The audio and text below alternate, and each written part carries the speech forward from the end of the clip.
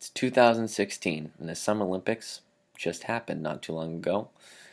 Now, you may have heard of it, you may have seen it, you may have watched it, of course. It's almost impossible not to hear about Michael Phelps winning the most gold medals for the United States, or Simone winning 4 single gold medals in different events along with her fellow athletes for the United States. You may have also heard of Kayla Harrison, who won the first gold medal in judo for the United States, along with Michelle Carter, who won the first gold medal for shot put for the United States as well. Now, it was almost impossible not to hear about the Olympics because there was over 6,755 hours dedicated for the Olympics this year.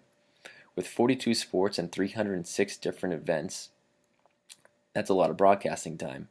Now, something that you may not have heard of was the Paralympics, because there was only actually 66 hours dedicated to broadcasting time from NBC this year. That was a little bit more from last year. Last year they had 50, but they bumped it up to by 16 more hours. Now, 180 countries actually competed in the Paralympics this year, and they had 528 different medal events to contribute. They had a completely different mascot altogether as well, and in one of the races, in the 1500-meter race, you actually had 4 Paralympians who actually were faster than all the Olympians put together. One of the competitors who completed first was at 3 minutes and 49 seconds for his total time in the 15-meter run. That was faster than all the Olympians before him with 3 minutes and 50 seconds. And he came in fourth, but we never heard about him. You may have also haven't heard of the opening ceremony. A man was riding down the ramp with fireworks and flames going up. Going down the ramp, as soon as he got off the ramp, he did a backflip. What did he do a backflip in?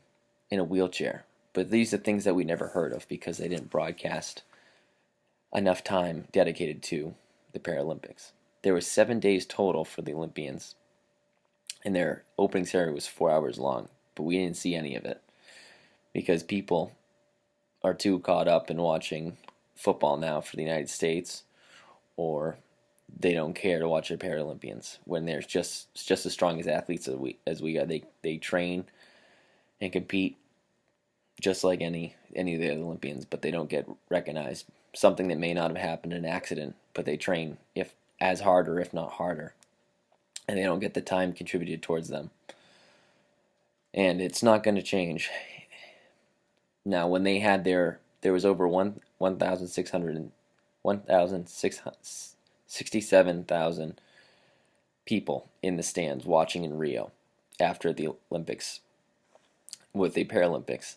Now, their tickets were only sold for $3 in U.S. currency, and it was actually $10 for Brazil's money, but $3 for the U.S. currency, and they had an all-time high ticket sales because they wanted to try to fill the stands, so they sold the tickets for $3, which is nice, of course, because they actually get an audience and people actually watching them.